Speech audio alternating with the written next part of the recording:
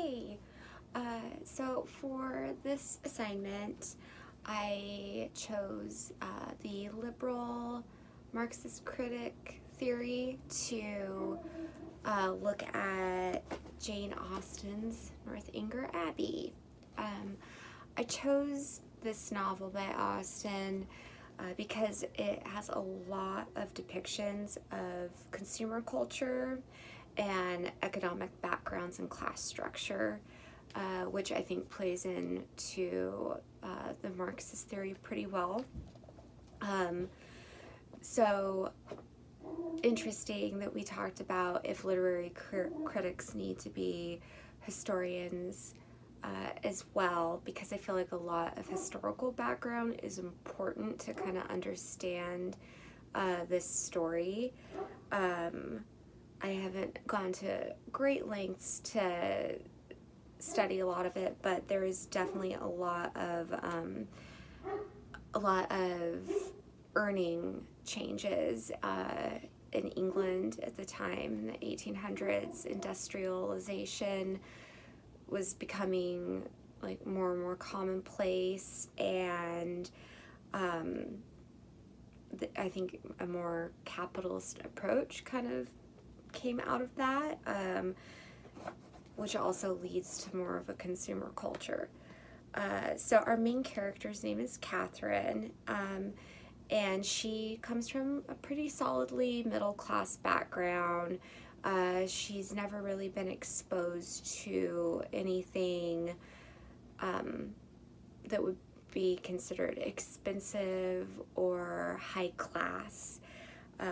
And she has the chance to go to a resort town for the summer.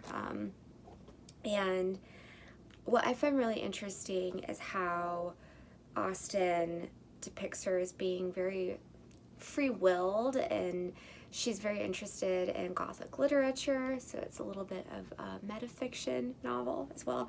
But her character is pretty slow to connect economic and moral ideals, or maybe she's just plainly not interested in doing that. So it kind of sets her apart from the other women that we see in this story. Most of them are very caught up in marks of class and privilege. So there's a lot of attention paid to purchasing things.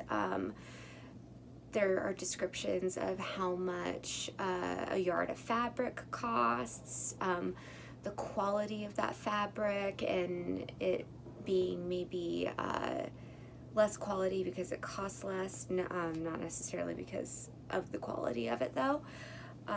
There's also, I think very interesting, Catherine finds a list of household expenditures when she is staying at her friend's home, and they're detailed with the actual costs. It's not just like a grocery list or something, and it starts to become key to the plot.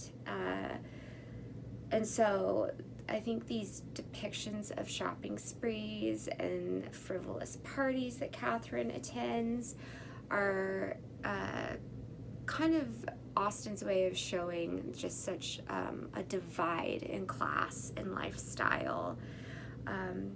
At one point, she's asked to leave Northanger Abbey because her friend's father is informed that Catherine is not an aristocrat.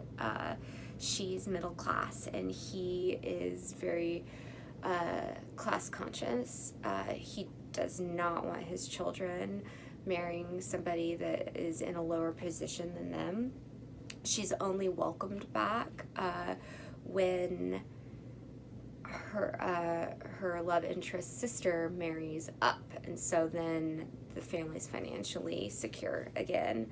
And so it also goes into the fact that marriage is an economic decision. And so I think with a Marxist lens, this is a really interesting text to analyze because there's so much to work with, and I'm excited to get into that more. Thank you.